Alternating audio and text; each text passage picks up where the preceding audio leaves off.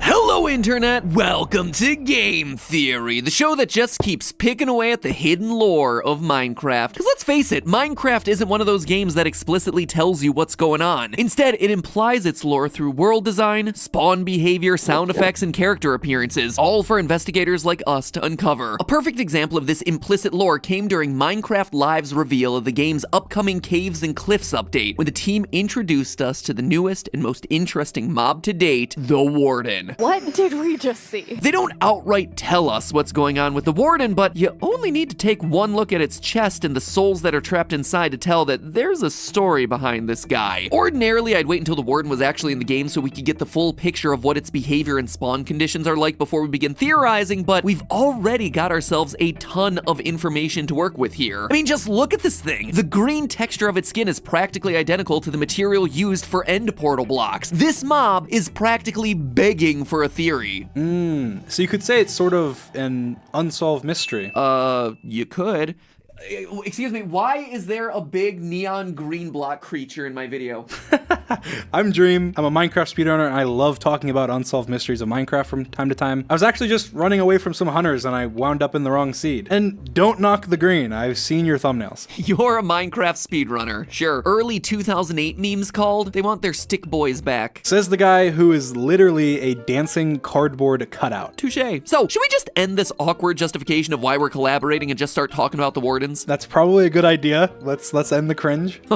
When you're here, the cringe never ends. I just simultaneously whipped a nade! Thanks, editors, like I said. So, even though the Caves and Cliffs update adding the Wardens to the game isn't expected to come out until summer of 2021, almost a year from now, we already know a lot about these guys. For starters, this new Warden mob was introduced alongside another new feature coming to the cave biome, the Skulk, a seemingly natural growth that appears in deep caves. As demonstrated in the gameplay reveal, the Skulk's most interesting feature is that it can sense sounds. According to what we've been told, the Skulk can detect footsteps, projectiles, and blocks being placed, and wool, which is presumably soft enough to insulate any vibrations, can prevent it from reacting. This actually gives us a behavioral connection between the Skulk and the Warden. The Warden is blind, meaning that it senses players by reacting to things like sound and vibration, just like the Skulk does. Add that to the fact that the Warden and Skulk are found together in caves and share a very similar visual design, and it feels like the Warden might be some sort of naturally occurring creature. Maybe something that grew out of the Skulk? Or maybe the Skulk evolved? Possibly, but I wouldn't be so quick to jump to that conclusion. When asked about whether the Warden and Skulk are part of the same species, developer Brandon Pierce said this, quote, "They're made of the same stuff at the very least," eyeball emoji. That seems like a highly dodgy answer. Were they made that way by Mother Nature, or is he implying that the Warden is perhaps a creature that was made through more artificial means? Perhaps by an ancient race of builders who had harvested Skulk and found a way to use it in their contraptions. That seems like a bit of a stretch. I actually don't think I'm overanalyzing this. Viewers of this channel know that we've gathered a lot of evidence over the last year that there was once a great civilization of builders in this game. A civilization that built temples and mines long ago and then was forced to abandon them all for some unknown reason. So we have a good idea that they existed. And going back to the design detail that immediately caught my eye about the Wardens, you look at the Warden's chest and find that where you'd expect to see a beating heart, you instead see caged souls. Souls, plural. I don't know of many natural creatures that are born with multiple souls. It's highly suggestive of an origin that involves being created somehow, by creators who are perhaps harnessing souls as an energy source. And in case you think that I'm extrapolating too much from that little visual detail, it was once again confirmed by Minecraft gameplay developer Brandon Pierce, who, when asked about the Warden's blue chest patch on Twitter, responded with, quote, "I can't confirm anything, but it definitely sounds like a heartbeat, and the texture is definitely reminiscent of souls." And in case you missed it when we talked about it earlier on this channel, this year's Minecraft dungeon game basically confirmed that certain items in the Minecraft franchise are built with literal souls that are being used as an energy source. Or, as the official Twitter account put it, quote, "A true adventurer puts their soul into everything they do, and the truest adventurers put other people's souls in it too." In that episode, we concluded that the Vex that evokers create are comprised of souls, and that opens opens the door to other sorts of artificially created mobs also built from souls, hence the Warden. So you're saying that the Warden mob might be some sort of artificial construct made using soul sand? Yeah, I think so. I mean, looking across all my past theories in this game, there's one common theme that keeps appearing: experiments with the creation of life. When you look at the design and story details of the various mobs throughout Minecraft, it all ties back to this recurring quest to become almost like God, with power over life and death. I've done major episodes looking into all this, but based on the evidence, the Illagers seem to have been booted out of the Villager Society because they were experimenting with creating life. The Iron Golem seemed to be an early stepping stone of some ancient race trying to create sentient creatures. The Wither itself seems like it was a failed experiment to create life using soul sand, and the list goes on for lots of other mobs. And so the Warden, being this combination of Skulk and souls, feels like it would be a natural extension to all of this. It was created, it was built, but built for what? That's the question. Well, it's probably related to what you mentioned before. The Wardens appear to be made of the same stuff as end portal blocks. I mean, I'd recognize that eerie shade of green anywhere. So if these Wardens were artificially constructed, it might have happened at around the same time that the end portals themselves were being built. Plus, look at their name. Remember that end portals are found in strongholds, a place fortified so as to protect it against attack. Now, consider the name Warden. These days, the most common use of the word Warden is when talking about prison wardens, the supervisors who are placed in charge of keeping people in a secured structure. But the term Warden actually has a much more general meaning too. A person charged with the care or supervision of persons, animals, or things. A keeper. Maybe they were built as guards to supervise or protect the end portals. Huh, it's a pretty good observation. Not bad for a guy who once tweeted that you ate your cat's poop. Well, I can't really defend myself there, can I? But you're totally right. The names Stronghold and Warden, as well as the color palette and the design, heck, even the fact that both Wardens and Strongholds are found in the deepest layers of the overworld, all of it implies some sort of relationship. You know, my exploration in the lore of Minecraft started with the Enderman, and what I found in that first episode is what convinced me that there is actual lore in this game. In that theory, I concluded that the Endermen are actually an ancient race of builders who, eons ago, created end portals inside of strongholds in an attempt to flee the overworld, only to discover too late that it was a one-way trip. The Endermen we see today are the descendants of those ancient builders, who, through a combination of evolution and a chorus fruit diet, have become almost unrecognizable, except for their ability to pick up and carry blocks and a few choice vocal lines. When creating that stronghold, it would have made sense for those builders to create some kind of guard to hold down the fort. After all, what good is a stronghold if you have no one to protect it against invaders?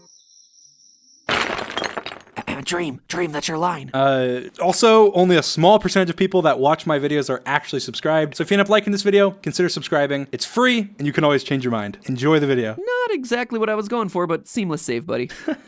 Thanks. Anyway, I think all of this paints a pretty compelling picture. After creating the overworld villages and the iron golems, the ancient builders continued their pursuits. They experimented with all sorts of things, including experimenting with constructs made using souls. This kind of experimentation is what would eventually unleash the horror that is the Wither, but it's also what gave rise to their automaton buddy, the Warden, built with the same material that they were using when they constructed the end portal blocks, which served as the vehicle for their final escape away from the underworld. Perhaps they left through those end portals expecting to return shortly after, leaving the Warden as a line of defense against anyone who might try to follow them, but they never returned, and the Wardens, believing that their masters had abandoned them, wandered away. They ventured deeper and deeper underground, finding a biome more suited to creatures that were created to exist in the dark, where they exist to this day, waiting for us to stumble across them. I mean, if that's actually what happened, it would explain a lot, like the Warden's name and why it seems to have multiple souls in its chest. That's definitely a possibility, but I've been doing research, and it's also possible the Skulk somehow creeped and crawled until it came into contact with soul sand and found a way to harness the energy of those souls to naturally spawn the Warden. Sure, I mean, the idea of a plant-like growth somehow doing this seems a bit far-fetched, and it wouldn't really match with the Warden name, but it's definitely possible. According to developer Brandon Pierce, you could definitely argue that the Skulk in general is sentient. Happy face. It's weird that he says the Skulk is sentient in general. Like, could all all the Skulk we see be part of some sort of hive mind with the wardens in charge or representing what happens when it hits some soul sand? Or what about a different possibility? Maybe the Skulk attached itself to an Iron Golem. In the Iron Golem's base model, we see that they're covered with vine growth. What if vines weren't the only plant-like growth that decided to make an Iron Golem their home? Could the Skulk corrupt or somehow take over an Iron Golem? It's not a bad thought. As confirmed on Twitter, the Skulk is bigger and more massive than the Golem, and it's even more powerful but still possessing the same long arms. But again, it doesn't explain the souls or the name or the connection back to the end portal blocks, which is why my money's on it being an artificial creation by some ancient race. TLDR, I'm just really excited to dive into this update once it's finally out. It definitely does seem like Mojang has been putting more time into the lore department these days. So this isn't one of those days where we get to say that we solved the mystery of the Warden and the Skulk. It's something that we'll have to do together as a community. And that's part of why I wanted to start having this conversation now, because not only is it something that we all have to look forward to, but it's also something that I think we should keep in mind as we continue to explore other parts of the Minecraft lore. Ooh, okay, this is the part where you say the thing, right? You made it to the end of the video, which means that you liked it and should therefore subscribe? No, the other thing,